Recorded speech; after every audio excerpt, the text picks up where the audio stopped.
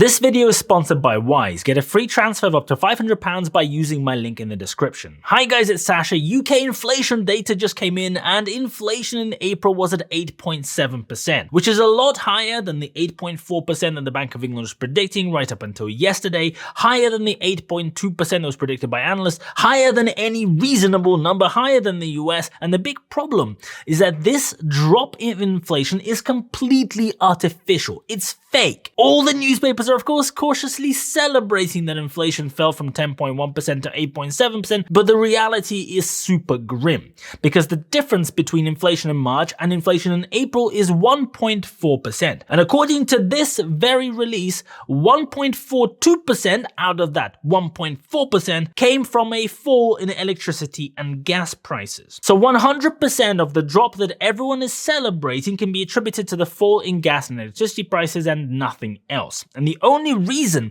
the gas and electricity prices fell is because they jumped up so much last year after Russia invaded Ukraine. Because in April last year, barely a month after Russia invaded Ukraine, the UK increased the energy price cap by 50% from £1,277 to £1,971. Now that we have gone a full year since that increase, it drops out of the inflation data and doesn't count in the 12-month index. It's interesting, right? How quickly the energy rates shot up. Just 1 month after Russia invaded Ukraine, went up massively, then continued going up through the summer. By the winter, the price cap went to all the way over £4,000. The government had to introduce the price guarantee scheme of £2,500, which means the UK government was basically subsidizing these energy companies by paying them the difference between £2,500 and £4,000. But gas prices collapsed back in December.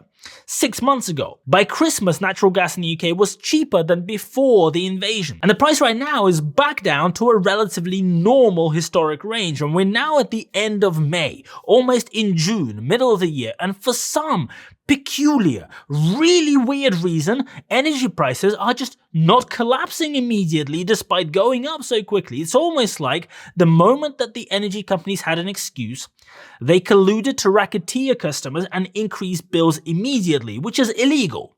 But now that the energy commodity prices are 80% lower, things like natural gas, oil, etc., the regulators and the UK government are looking the other way while consumers are being absolutely fleeced. And of course, this is all contributing to the stupid inflation numbers, but hey, who cares? A bunch of people are making a load of money. Last week, Andrew Bailey, the governor of the Bank of England, said that a big reason why inflation is getting out of hand is the inflation wage spiral. According to Andrew Bailey, the greedy employees are the reason inflation is going up, not his complete failure to do his job. Because you see, while UK inflation has set at 10 to 11% since July last year, the average salaries have grown by 6%. And you can see on this chart by the Office of National Statistics that this means that in real terms, people's wages are actually falling. And the fall is accelerating. But don't you worry, Andrew Bailey's in the same exact boat. He actually refused a wage increase last year. How noble. So he has to go and sit there and make do, somehow struggle through on just £575,000 a year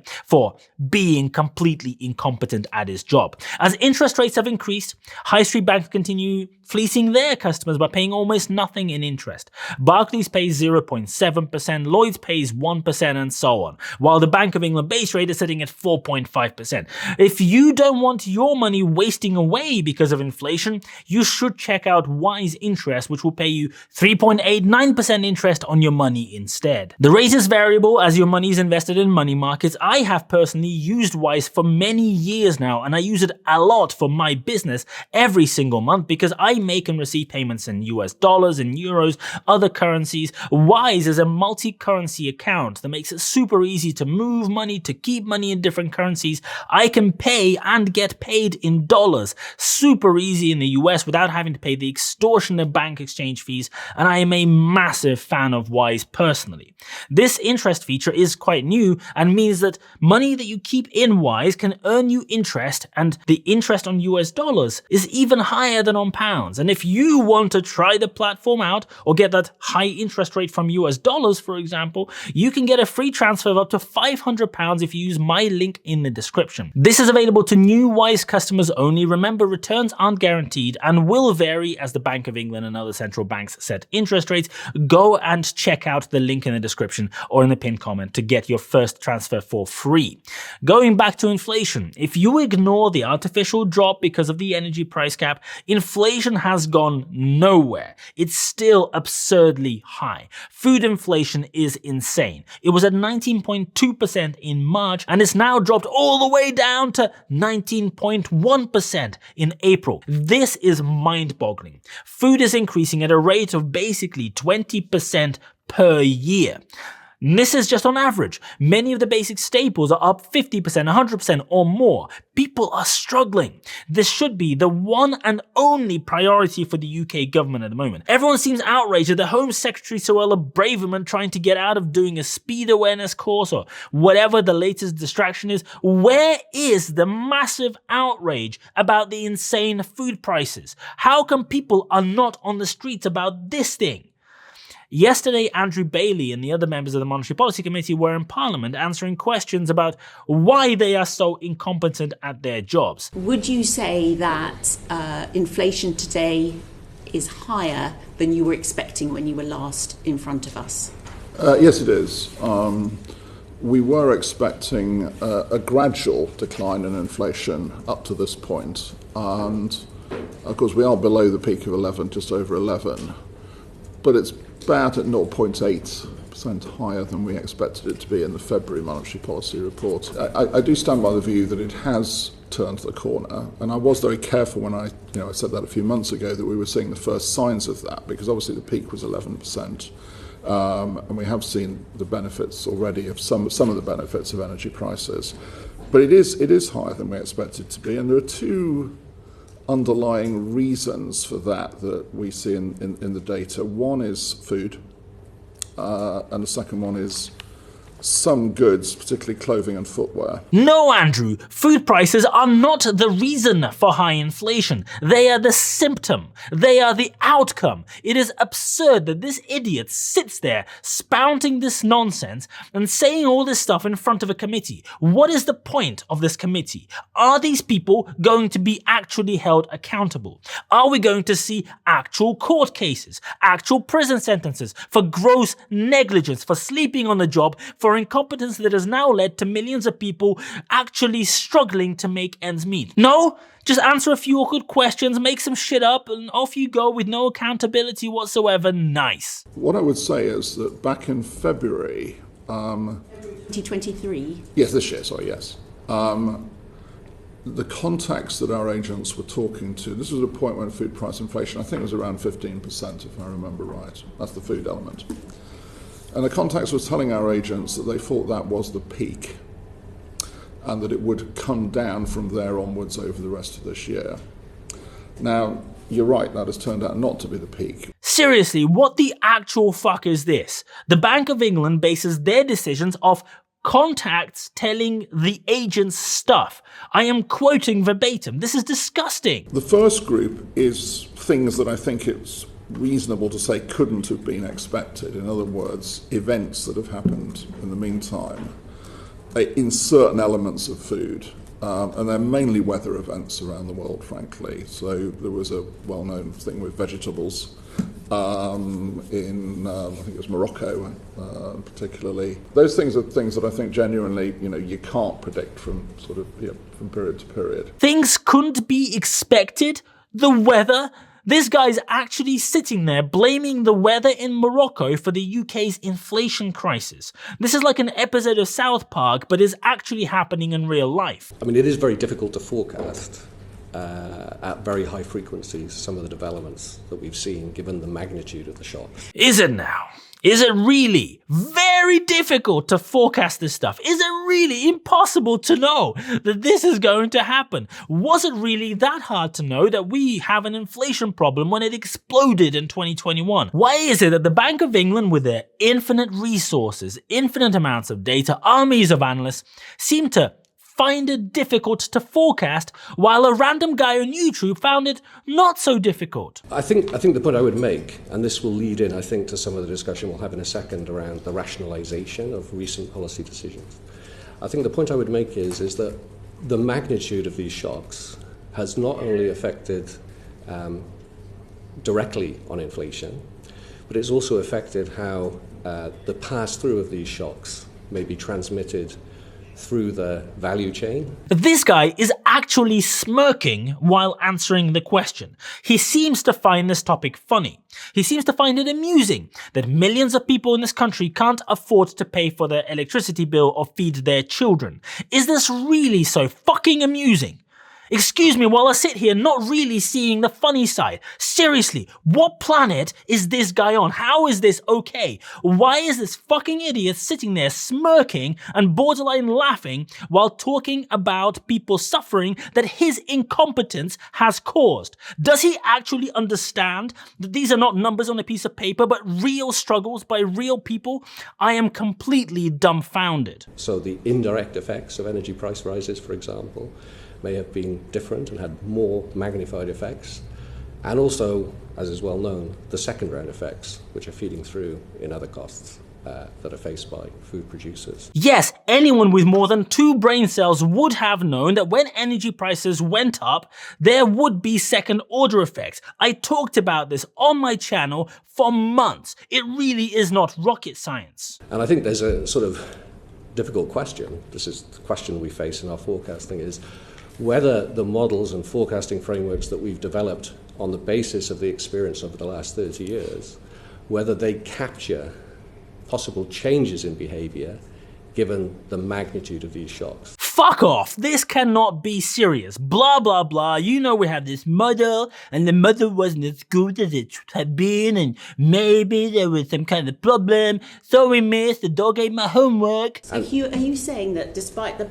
Bank of England having been in existence for over 300 years, you only look at the last 30 years when you think about what the risks are to inflation?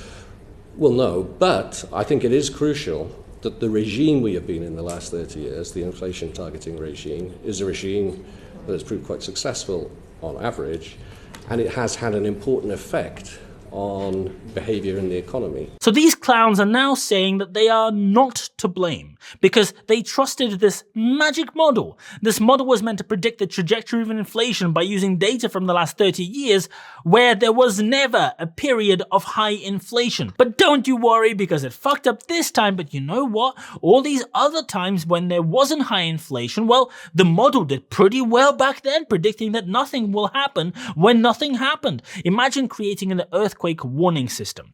The second biggest earthquake in history happens and your warning system is silent. It doesn't predict anything. It completely fails. Millions of people die, but it's okay. Because you see, statistically, all the other times when there weren't any earthquakes happening, the system accurately didn't go off at all. And what I think is sort of crucial to see is that, I mean, obviously models are essentially taking averages of behavior in the past.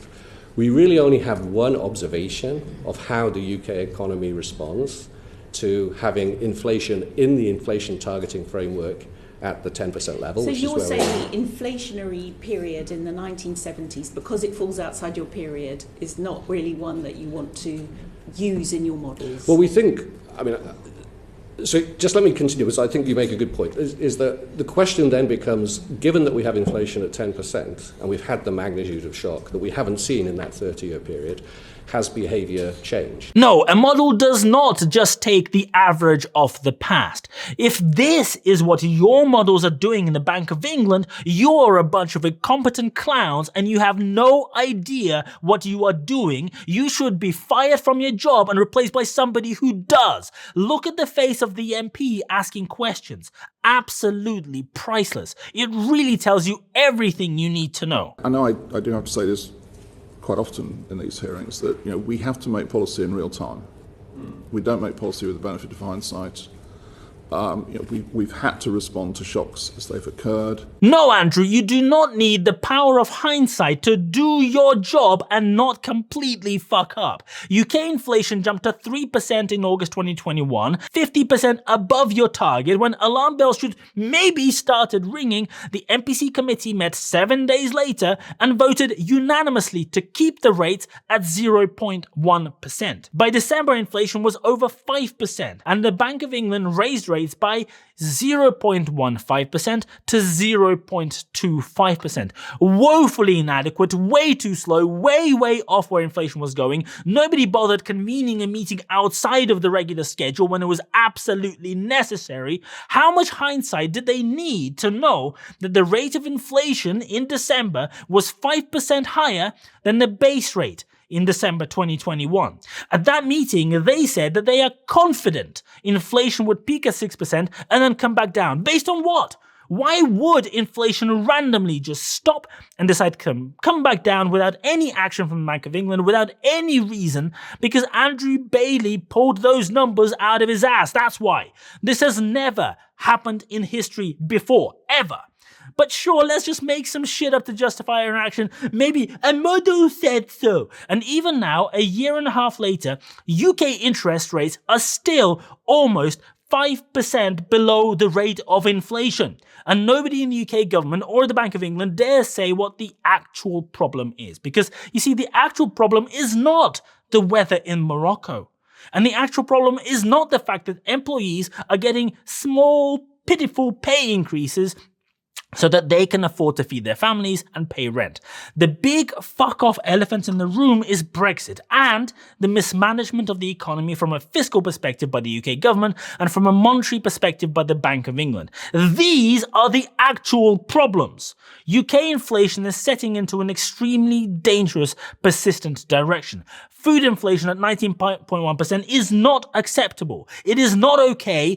It is a disaster. Energy companies ripping off customers is vile. It's disgusting. According to the UK government, energy bills had to go up because of commodity prices. Well, what happens now when commodity prices are down? Aside from the fact that this is completely demonstrably false, there's also this slight problem that the profits that these greedy fucks at the energy companies make are public.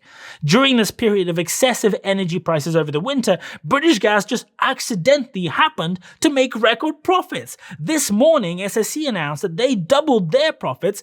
The sharp increase in full-year profits came as earnings from its gas-fired power plants surged almost fourfold to £1.24 billion for the last financial year, up from £331.1 million the year before. 4 times increase! What?